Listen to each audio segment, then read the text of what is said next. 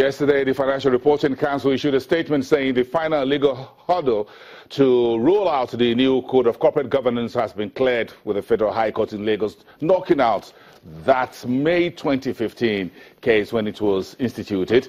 Now the coast is clear, and almost immediately the FRC says the new code is now being inaugurated. It's been a long walk in the park, but one man who's been part of this from the very beginning is Victor Odiase. I wish I had all the time to read his resume. Good morning, sir. Thanks for coming. We appreciate it. He's the chairman of steering committee for this court. Give us about 1-2 minutes. Take us through the long walk, the long journey of this new Code of Corporate Governance, and what was achieved in the period. Yeah. The whole thing started about January 2013, when the former minister conceptualized that there were too many codes. The Minister of Trade, and Investment, Kanga, and they said there were too many codes, and that the way has to be found to unify all of them, come up with a national code, because many of these codes were having provisions that were conflicting provisions on similar subjects. That was how the whole process started, and I was approached to be the chairman of the committee that has been constituted to bring about this code. In the end, we had about 18 members, with many of the regulators, or nearly all regulators in Nigeria were represented on that committee. When you say regulators, you mean the Central Bank, the Stock Exchange, the SEC? The Security and Exchange Commission, the PENCOM, the NICOM, all of them. So what we have today, or what your committee worked on over a 3-year period, was one in which you had stakeholders. I've covered a number of these stakeholders forum in which there are a lot of questions being asked your committee and the head of the FRC, Mr. Jim Obaze, and the rest of them. How will this code work? What are the provisions, do you think? Those gray areas have been cleared right now? Yes, they have all been cleared. I think the problem with this code was that we set out to try to ameliorate the mismatch between the Nigerian corporate governance system and the Nigerian ownership structure.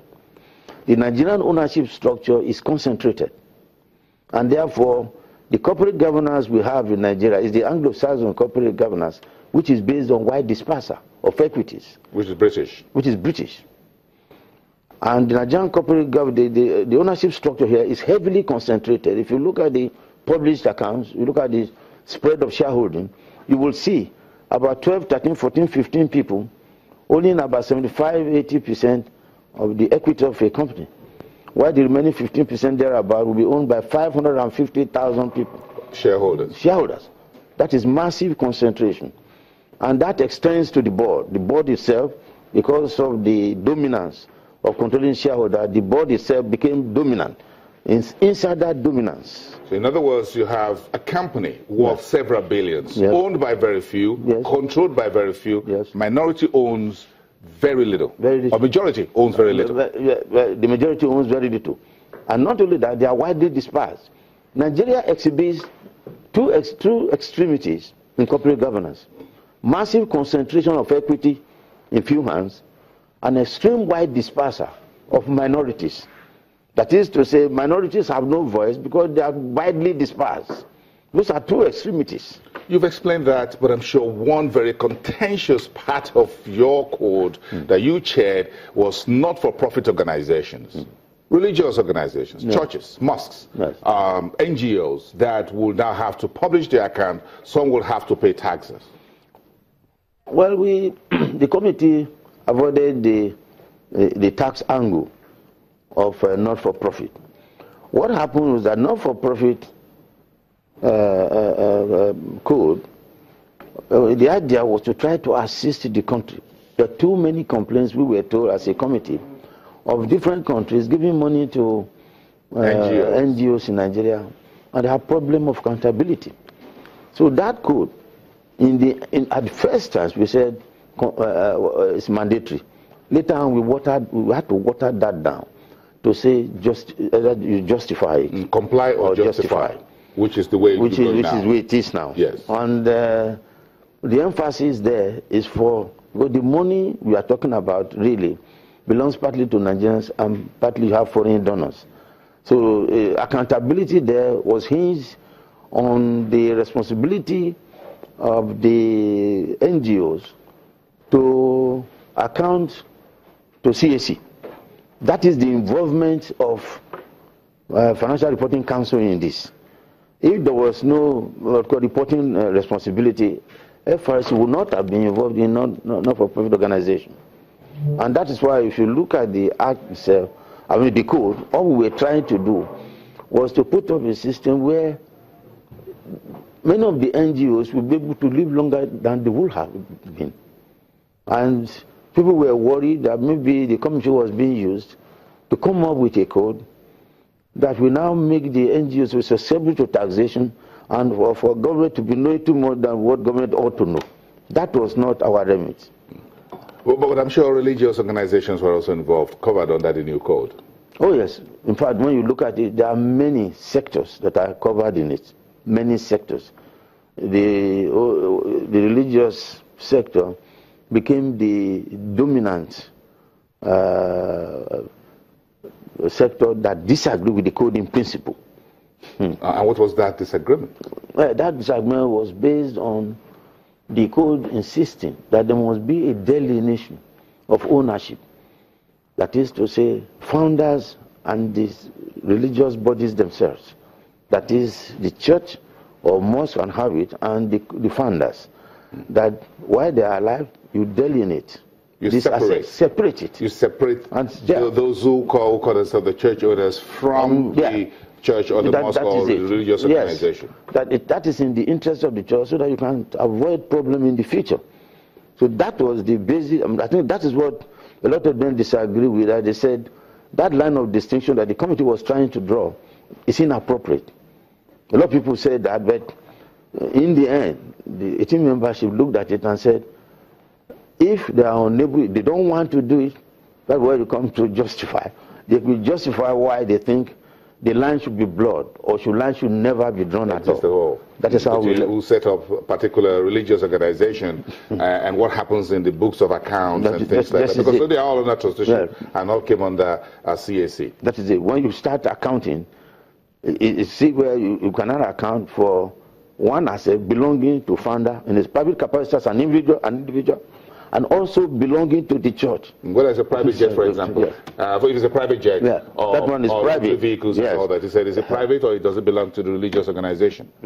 If it is private, it doesn't belong to the religious organization. But if it belongs to the religious organization, the founder is entitled, of course, or anybody in the church whom they agree can use it. Such an asset. Yes, but in which case, if it belongs to the founder in his private capacity, it need not be brought into the accounts at all. He owns it personally. Very interesting. One other area that's been noticed over the last few years was the public sector, which I'm sure many Nigerians are interested in. Yes. Well, in terms of the board composition and accountability, transparency, disclosure for public institutions.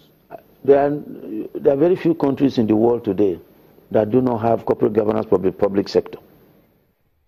Nigeria brought corporate governance into the country through what we call a bottom-up approach.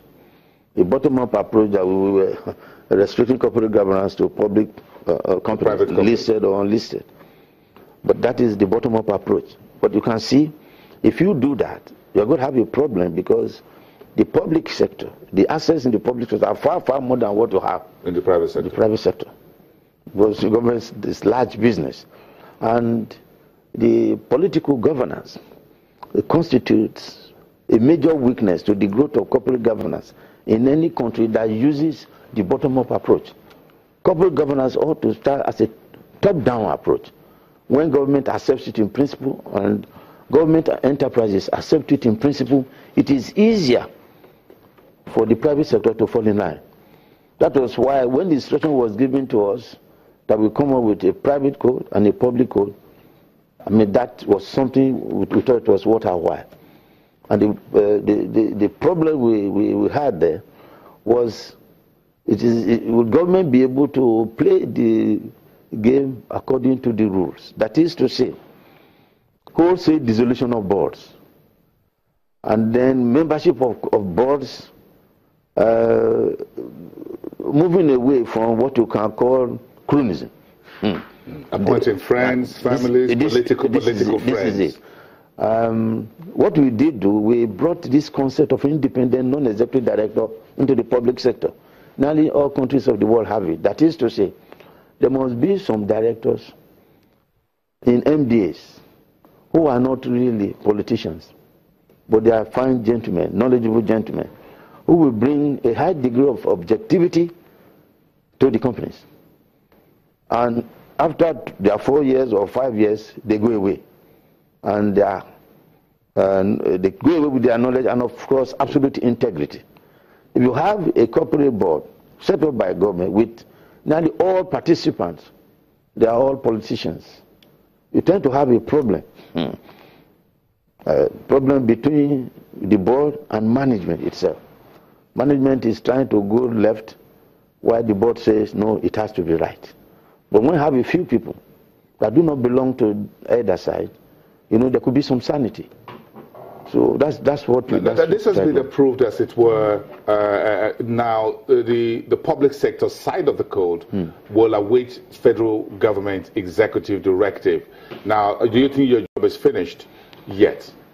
Well, the way we did it, we said to government must come up with one overarching act to look across board, all the statutes, setting up this.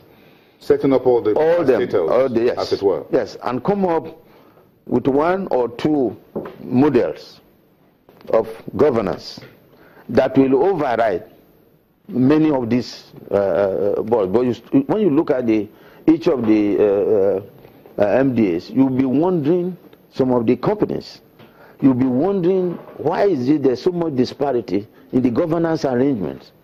It's not predicated on the differentials in what they do. Definitely not. It looks to be dependent on who was the person that was writing that statute at that time. That sets up that particular agency, government agency. Yeah, because the owner is the same. Which is the federal government. Which is the people. Federal government does not own public enterprises. It is the people. Nigerians own... The government make the laws that set them up. The government is running them on the basis of mandate given to it by the people. That is why when government goes, you have an interregnum, but the whole thing is still running. The citizens are the shareholders of government companies. Government is running the company, appointing director on behalf of the citizens. Was that how that's how it obtained in Nigeria? Yeah. That's not how it was in practice. Yeah, but that is what it should be. Was that what the new code wanted? That's what the new code is saying. If you look at the code, it's telling you the relationship between government, the citizen, and the companies. It's well set out in the code. And if you look at the OECD provisions, they recognize that government is managing the company on behalf of the citizen. It should be so. It cannot be any different. The company, who are the ultimate shareholders of the companies? It is the citizens. The government is acting as an agent in the management of this company on behalf of the citizens. That is what it is. It can't be anything else. Mr. Victor Diase, this is a conversation that's taken 3 years, and as I said, it looks like your job is not yet over. Well, that could be true, but the problem here is, and that was when we were departing at the end of our work, is that the government has to decide. That is the form of government. Government has to decide to what extent it wants to go in respect of public governance, corporate governance in the public sector side of it. Yes, because what you have there, you are dealing with government. And you are dealing with government enterprises. This is one long conversation. Mr. Diase, we thank you very much for coming today, and we'll have the privilege of getting you back in the days ahead. We'll take a break. We'll be back in just 2 minutes.